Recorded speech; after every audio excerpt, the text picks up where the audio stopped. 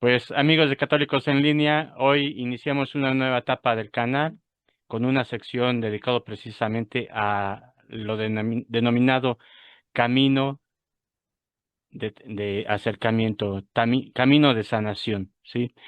En tiempos actuales donde las terapias, ¿sí? Sobre todo en el área de la psicología, son importantes para ayudarnos a nivel personal, a nivel familiar, a nivel social. Hoy queremos invitar a un especialista que también tiene un acercamiento en la vida espiritual para que nos ayude a comprender la importancia de las terapias. ¿Qué son las terapias? Eh, una diversidad según la persona o los grupos a los que se acercan estas terapias, ¿sí? Y cómo un católico puede apoyarse precisamente en ellas para poder sanar algunas heridas, no solo físicas, sino psicológicas y espirituales. Entonces, le damos la bienvenida a nuestro invitado que se llama, ¿te presentas? Marcos Molina, el servidor. Somos Marcos. egresados de la Universidad Autónoma de México, la UAM, con especialidad tanto en psicología social como en clínica. Hemos generado apostolado en algunas comunidades y bueno, sin más, damos comienzo al tema, esperando poder ilustrar y dar algunas luces. Muy bien. Bueno, pues un poco también para que entiendan que no nada más es un especialista, sino que también su, su formación tiene un trasfondo en su persona. Háblanos un poco de tu persona, de tu formación, precisamente para llegar a esta especialidad. Bueno, antes de la psicología como tal, yo me quise formar en el rubro del sacerdocio. Ingresamos al Seminario Conciliar de México entre el 2004 y el 2008 aproximadamente. Fuimos formados por el padre Héctor Rogel. Él nos daba clases de lógica, quien fundará la biblioteca que lleva su nombre de feliz memoria. De igual manera, Claro. don Gustavo Cotolén Cortés, que era lingüista por parte de la UNAM, quien también nos dio formación. El actual rector o vicerrector, me parece, don Guillermo Mendoza, del cual fuimos compañeros y amados amigos en la fraternidad. Y bueno, esa es como tal la parte de la formación previa en el campo filosófico, el cual se concluye satisfactoriamente. Posteriormente, de ahí estamos un tiempo fuera por decisión propia. Y es ahí donde nos topamos con esta disciplina que es la psicología social y especialidad en el campo clínico. Vamos a prestar servicio en instituciones como el IMSS, el ISSSTE, en algún momento por parte de la Marina, pero solamente fueron meramente prácticas, en asistencia y apoyo a comunidades vulnerables como la Sierra Tarahumara, la Sierra Negra de Puebla. Estamos también actualmente prestando servicio y apoyo de formación filosófico-teológica actualmente en San Andrés Tuxtla, Veracruz. Y es aquí donde, pues bueno, estamos también continuando una formación teológica con la venia de Dios. Prestamos servicio en algún momento a la penitenciaría, sobre todo el reclusorio femenil en la Ciudad de México. Aquí, pues bueno, son enfoques diversos en cuanto a la atención al suicidio, a la atención a la depresión, ansiedad y situaciones que se presentan en estos lugares. Y estuvimos como educadores formadores de calle, asistiendo a personas vulnerables en esta condición de calle, tanto adolescentes como adultos mayores en el CAIS de Xochimilco.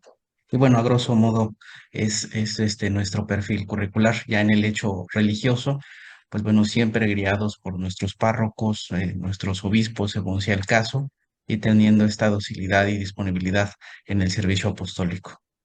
Muy bien. Oye, Marcos, y precisamente, entonces, tú con esa formación filosófica, teológica, y luego ya con ese acercamiento a este tipo de grupos o esta diversidad de grupos y ves esa relación, esa importancia de la psicología, las terapias para apoyarlos. Entonces, ¿de qué manera ves tú importante ya en estos tiempos, precisamente dentro de la pastoral en la iglesia? Primero tendríamos que definir qué es una terapia. Una terapia es un acompañamiento clínico de intervención del profesional de la salud mental hacia aquella persona que trae algún escenario emocional, laboral o familiar, ¿no? No va a igualar en ningún momento una dirección espiritual, puesto que lo que le falta al acompañamiento clínico es la labor de la gracia, la gracia que se da por oficio, y esto lo da el sacerdote, porque es un consagrado. Lamentablemente se está equiparando o igualando la figura del psicólogo a la vocación del ser sacerdote. El sacerdote siempre va a tener este plus que es un elegido de entre los hombres para prestar un servicio en caridad, haciendo la presencia de Cristo en medio de las comunidades. Y esto no solo se reduce a la Eucaristía, sino es aquel que es un pastor con olor a oveja. Y el psicólogo es este perro ovejero, hablando del psicólogo católico, que va a ayudar al sacerdote a acercar a las almas a Cristo, no al psicólogo mismo, porque eso sería egocentrismo. Por lo tanto, ¿cuál deberá ser la pastoral social de acompañamiento psicológico? Sería aquella que tenga como visión antropológico-sociológica a Cristo como centro de la persona humana, donde se raya la dignidad, la solidaridad, el bien común y sobre todo en este numeral de la Lumen Gentium, el número 26, si no mal me acuerdo, voy a leerlo un poquito para no perdernos. Por aquí lo tenemos. Mm, Si por autonomía de las realidades terrenas se quiere decir que las cosas creadas y la sociedad misma gozan de propias leyes y valores, que el hombre ha de descubrir, emplear y ordenar poco a poco, es absolutamente legítima la existencia autónoma. Por ello, la investigación metódica de todos los campos del saber está realizada de forma auténtica, científica, conforme a las normas morales. Nunca será en realidad contraria a la fe. Aquí hago un paréntesis, ya Juan Pablo II en Fides Ratio nos dirá que la ciencia y la fe no están peleadas. Continúo con el documento porque las realidades profanas y la fe tienen su origen en el mismo Dios. Por sí, la autonomía de la temporalidad quiere decir la realidad creada de forma independiente de Dios y que los hombres pueden usarla sin referencia al Creador. No hay creyente alguno que nos le oculte la falseabilidad envuelta de tales palabras. La criatura sin el Creador desaparece. Reitero la cita, es Lumen Gaudium et Spes, perdón, del Concilio Vaticano II, el numeral 36. Muy También bien. quisiera citar a otros autores, pero bueno, vamos a ir conforme al escenario se presente. Sí, muy bien. Entonces, ahí estamos viendo precisamente cómo en el ámbito de la ciencia respeta precisamente el ámbito religioso, sobre todo espiritual. Son dos campos que abordan a la misma persona, ¿sí? Lo analizan precisamente desde cada uno su metodología, su perspectiva y se acompañan, ¿no? Entonces, en tu caso, ya entrando a trabajar, ¿qué nos puedes decir precisamente en esa experiencia de camino? ¿Qué es lo que has encontrado? Ya sea porque decías que has trabajado en algunas parroquias, comunidades indígenas, en la cárcel. Entonces, son distintos grupos. ¿Qué tipo de problemáticas, así de forma general, presentan estos grupos y el tipo de atención que se debe de realizar? Bueno, primeramente hablemos de la carrera, la formación psicológica, no en el ámbito privado, sino en el hecho público. Al profesional de la salud mental se le orilla por convicción constitucional a sacar el ámbito de la fe tanto de los libros como de su corazón y su mente. La fe en materia del alma no existe. Existe el hombre con sus complicaciones, el individuo con sus carencias, como una amalgama, una cuestión amorfa que hay que estudiar según lo que dicta el DSM-4, el CIE-10, el CIE-11, y ha sufrido este último, el DSM-4, muchas modificaciones en términos de la individualidad y cómo se está entendiendo la antropología del ser humano. Ya no es una persona, sino es un sujeto agente de derechos. Y si no se tiene una sana antropología de cómo se entiende primero el ser, posteriormente el ser persona, que el concepto de persona viene desde la aportación católica, que si digo cristianismo se puede confundir con una dinámica sectaria. No quiero ofender a quien nos siga, sino al contrario, cada quien es libre de creer, pero no se trata de lo que creas o cómo lo creas, sino más bien cómo lo vives, ya que esta implicación del testimonio va a dar como abordaje las distintas realidades. En el reclusorio tenemos escenarios de abandono, tenemos escenarios de ideas suicidas por el hecho de cómo se ve la dinámica criminalística en estos espacios, sobre todo mamitas que tienen que dar a luz en estos espacios, y pues es traumático para el menor crecer bajo estos aspectos. No es imposible, pero siempre y cuando debe de tenerse a la base el amor, pero no cualquier tipo de amor, sino el amor cristiano, aquel que se da todo en todos para ganarlos hacia Cristo. Si no se tiene a este Cristo sufriente bajo la cruz, no se puede pasar a la dinámica de la resurrección. En el hecho de la situación de calle vemos las bienaventuranzas y también aquellos elementos previos al juicio que nos dirá San Juan de la Cruz. Seremos juzgados en el amor al final de nuestra vida, es decir, estuve hambriento, me diste de comer, estuve sediento, me diste de beber, estuve desnudo y me vestiste, fui forastero y me hospedaste en tu casa. Si el psicólogo que se dice católico no tiene una formación sólida y no tiene una fe estable, no puede dar servicio. ¿Por qué? Porque va a ver lo malo como bueno, lo bueno como malo, que es una tentación actual. Es decir, tú no te preocupes, tú aborta, no pasa nada, es una situación que se te presentó y no estamos viendo al ser humano que se está formando en un seno materno y a la chica que trae complicaciones socioeconómicas, estructurales de prejuicio y se le está dando por la cuestión financiera, no por la cuestión de persona y máxime por la personita que se está desarrollando. Lo vemos como una mórula, como un cáncer que está ahí. Un hijo no se decide en un quirófano, se decide en el diálogo sano con la pareja. Si te ama, te va a esperar. Si te ama, te va a respetar porque tienes una dignidad. De igual manera, la cuestión de la eutanasia. No es un sufrir por sufrir, como lo dirá Juan Pablo II en la encíclica Salvifici Doloris, Salvados en el Dolor, sino es un ofrecimiento de mi dolor conociendo a mi enfermedad para hacerme amigo de ella y entregar mi vida como lo hace Cristo en la cruz. Porque como dice San Pablo, estoy ya completando los dolores que le hicieron falta a mi Señor en su pasión y lo estoy ofreciendo con gusto, por amor a aquellos a los que sirvo. Nadie tiene mayor amor que aquel que da la vida por sus amigos.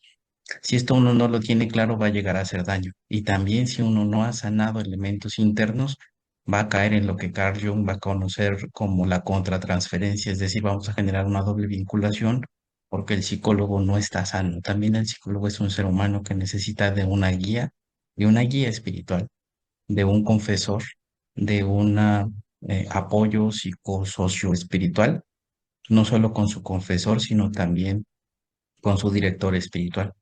Para esto es muy necesario llevar un diario espiritual que le ayude al psicólogo a ver cómo está y si se puede apoyar en el método ignaciano sería mucho mejor. No Sí, lo sí, reduzco al cuarto y quinto paso, sí, sino por que ejemplo, va más allá. si hacemos una pausa en esto, no va a ser el tema en esta ocasión, pero para tomarlo más adelante precisamente, ¿no? Eh, los propios problemas que pueden generarse en el ámbito de un profesionista, en este caso como el tuyo que estás comentando, ¿sí? Si no es llevado adecuadamente, puede generar precisamente una indiferencia, una aceptación de un mal menor, o mayor, ¿no?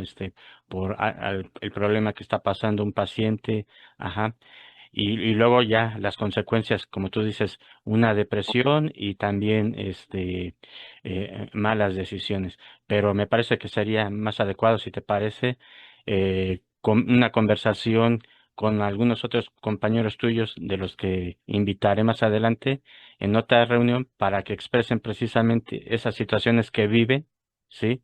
Y, y esa necesidad para llevar también un acompañamiento tanto psicológico y espiritual, sobre todo para fortalecerse, ¿no? Que es algo que la mundanidad, la secularidad, se esfuerza, ¿no? El tratar de vaciar al hombre del sentido de su existencia, de un sentido sobrenatural y que precisamente puede llevar a diversas actitudes para destruirse o hasta llevar por mal camino este, a sus pacientes. Continuando entonces con estas experiencias que has tenido, tanto en la cárcel, en algunos grupos, parroquiales, en otros ámbitos, ese acompañamiento en la sociedad, ¿qué ejemplos has tenido? Pues mira, yo considero que actualmente la persona está pasando por un vacío existencial, donde el terapeuta en muchos de los casos no ve al paciente como imagen de Dios, que está hecho a imagen y semejanza de Dios. El superyo no le acepta resolver este escenario desde los ámbitos cognitivo-formativos y es un paciente más.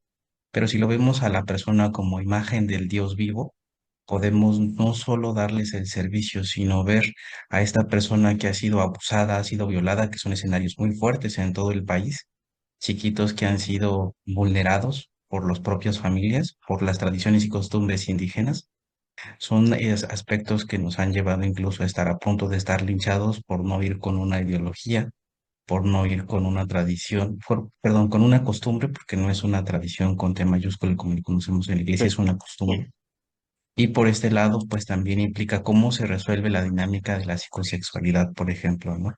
Cómo vemos o qué elementos hemos encontrado en este caminar, el origen trascendente de la realidad humana a partir de los fenómenos psicológicos que lo acompañan. Hay por ahí un textito de don Joseph Ratzinger, cuando en el texto de la sal de la Tierra explica en una entrevista que la gente como tal no quiere estar sola y por lo mismo el hombre no está hecho para estar solo. Y eso lo vemos en el texto del Génesis. Debe de tener el psicólogo, por lo tanto, una formación en ciencia y fe sólida. Su vida religiosa debe de llevarla de manera sana, acceder a sus sacramentos, sobre todo a la confesión, ya que es aquí donde el psicólogo se ve vulnerable. No es una dinámica de entrevista médico-paciente, sino es una conversión constante, al menos en aquel que se dice formado, sino dos veces al mes, por no exagerar, al menos una vez cada mes, porque es necesario sanar el alma. En una dimensión biopsicosocial y espiritual de la persona, también el psicólogo debe de ser, sin que se malentienda el término, holístico, es decir, debe de tener una formación integral en los procesos espirituales y fenomenológicos que lleve a observar al paciente no solo como el drogadicto, como aquella persona que es un violador. Esto, por ejemplo, en la cárcel o en la calle, ¿no? En el caso de abuelitos, adultos mayores, hay abandono por parte de las familias. Tal vez no pueden ir a misa los abuelitos porque tienen 20, 30, 80 años, tienen alguna anomia mental, alguna fascia, y por esa razón no pueden acudir a la misa o al sacramento de la unción de los enfermos. Pero ¿qué pasa? Es el mes que les toca su apoyo económico en el hecho político y esté lloviendo, esté lloviznando en cualquier parte del país, ahí van y me lo llevan. Entonces es en una contradicción material porque el bien, bien espiritual no se ve reflejado. Entonces esas contrariedades humanas las vemos a la base porque no hay una visión antropocéntrica sana, como lo dirían por ahí autores del Vaticano II, una cristogénesis, cristificarse para poder trascender desde una dimensión amorosa. El psicólogo también debe de generar una intervención social que pueda comprender y abordar los problemas sociales en en una solución que aporte el bien común, ya lo hemos mencionado, que busque la justicia y la paz. Esto nos va a llevar a no estar de acuerdo en el terreno psicoterapéutico.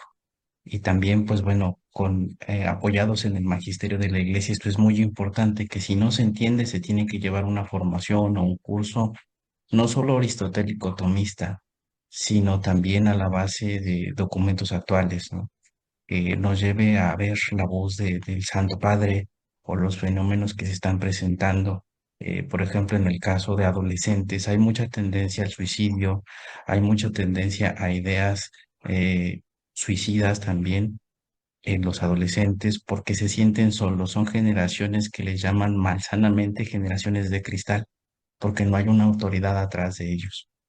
A veces, antiguamente, a ti y a mí nos tocó que la autoridad era mi mamá, mi papá, y bastaba que nos miraran a los ojos feos, nos levantaran las cejas o un pellizco y ya nos marcaban un límite. Los jóvenes de ahora ya no les puedes decir ni hacer nada porque ya te están demandando y los mandan al psicólogo antes que con el cura. porque el cura ya no los puede arreglar. Entonces eso para mí es un mal enfoque. Primero sería en el hecho religioso para llevarlos a Dios y posteriormente en el hecho clínico, o sea, sabiendo que la base son los papás, ellos son la autoridad, no es un sistema, no es el menor, que entonces generaríamos el trastorno ahí, que es un trastorno donde el príncipe, donde el adolescente es el que manda, es el que gobierna la casa y no es la autoridad papá, mamá, que no se saben poner límites. Ahí hay un librito que se llama Cuando papá lastima o mamá lastima, que es de Editorial Porrúa, son dos textos independientes, es muy sano, es un libro muy corto, recomendable para escuela, para padres, porque hasta eso uno tiene que enseñarles a los papás a ser papás. Antiguamente los papás aprendían en el camino de la vida y eran las reglas que nos enseñaban. Yo recuerdo que mi bisabuelita en un momento dado, si no obedecías a mamá, o te ponía en el nido de hormigas rojas, o te ponía a oler chile tatemado, era una tos horrible, o era nada más levantarte las cejas y te daban el pellizco de perilla de radio, y con eso tenías para ya no portarte mal. Y ahora con la psicología positiva, no, no maltrate a su hijo, no le diga esto, no le diga aquello. Entras en una disonancia cognitiva como profesional, porque si bien debes de guardar el sigilo, ya ante la ley tú ya tienes que demandar o iniciar un proceso de demanda si sabes que hay una tendencia de homicidio, que hay una tendencia de violencia intrafamiliar, y eso te orilla a no resguardar el sigilo profesional. No voy a decir el nombre del paciente, pero sí tengo que llevar un caso ante la ley para no hacerme cómplice de ese hecho. Muy bien. Y en ese sentido, pues tenemos que apegarnos. Bien, sí, pues por lo que vienes diciendo un poco, te estás desahogando de ese pasado un poco difícil. Yo también era castigado con la clásica chancla voladora, ¿no? Como tú dices, esa frase clásica de la mamá, pues, si lo encuentro, ¿qué te hago, no? Un Entonces, sándwich. eso. Entonces, ciertamente son otros tiempos, lo que también es un derecho que está en la Constitución, en los tratados internacionales, es el respeto a la familia, el derecho precisamente para que los padres puedan educar a sus hijos con sus principios, con sus valores, y será para un tema dentro de la doctrina social de la Iglesia para que los padres puedan precisamente tener instrumentos, armas para tener autoridad sobre su familia, sobre sus hijos, saber educarlos y como ustedes que también puedan orientarlos para encontrar maneras, formas actuales como guiarlos, con autoridad, sin imposición, como decía San Pedro, recuerdas en una de sus cartas, precisamente dirigiendo a los pastores, hay una analogía, ¿sí? Hay que dirigir a la comunidad, pero con caridad, ajá, no con imposición. Bien, entonces, ya en estos últimos minutos, precisamente para orientar a los nuevos papás, como tú dices, estas nuevas generaciones, eh, que tal vez no tengan un conocimiento más sólido de lo que es precisamente un derecho natural, sí, un derecho divino, que hay leyes, no necesariamente estas leyes pueden ser justas para proteger, apoyar a las familias. ¿Qué consejo les puedes dar a los padres de familia actuales? Y Pues también mira, la relación con las generaciones anteriores, porque también si todavía tienen el apoyo de los abuelitos, que no es como el de antes, pero se sigue dando. en el caso de la psicología hay un modelo que se llama MRI, en inglés sería el Mental Rothschild Institute, que surge en California, en Palo Alto, y esto implica darle un enfoque desde la dinámica sistémica familiar. El hombre es un sistema que va desde el individuo, la familia, la sociedad, y así se va formando, ¿no? Y es a partir de aquí que generarán otros modelos que van a influenciar este mismo, como la dinámica cognitivo-conductual, que es para quitar algún vicio, algún mal hábito, como la droga o la pornografía, ¿no? O habrá otras intervenciones como la dinámica narrativa, que es a partir de contar una historia, desahogar de un duelo, o incluso la misma dinámica psicodinámica de Freud, es a partir de una serie de intervenciones largas donde vamos a llegar al problema que está afectando al sujeto. Tenemos que intervenir como psicólogos en la familia, la pareja, el individuo, el trabajo. Y es aquí desde una visión sana en la fe, si bien no vamos a cambiar el mundo, pero sí es necesario que estas técnicas de intervención lleguen a modelar al sujeto desde un enfoque trascendental hacia Dios. Como ya había comentado, es necesario que tengamos conocimiento del magisterio de la Iglesia como Familiaris Consortio de don Juan Pablo II, un documento de los años 80. Habría que poner atención en el numeral 76, en la relación de la familia, diciendo que esta es la base de la célula social. Y si le han dado golpes muy feos a la familia, donde ahora constitucionalmente ya no es hombre-mujer, sino es individuo-individuo, donde si éste le nace tener alguna relación con un maletín o con un computador o con una mascota, puede generar esa dinámica de libre convivencia. Ahí no hay familia, no hay complementariedad.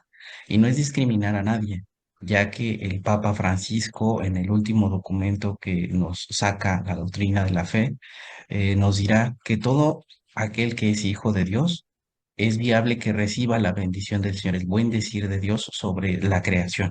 No quiere decir que la Iglesia se haya pronunciado formalmente sobre estas dinámicas de convivencia, solamente indica que se derrama su bendición, señalando que no está de acuerdo con el pecado que se genera, pero sí quiere la liberación del pecador y que éste se convierta y viva. Tenemos también el documento Carta Encíclica sobre el matrimonio cristiano, Consti Canubi, que habla sobre el cómo vivir la castidad.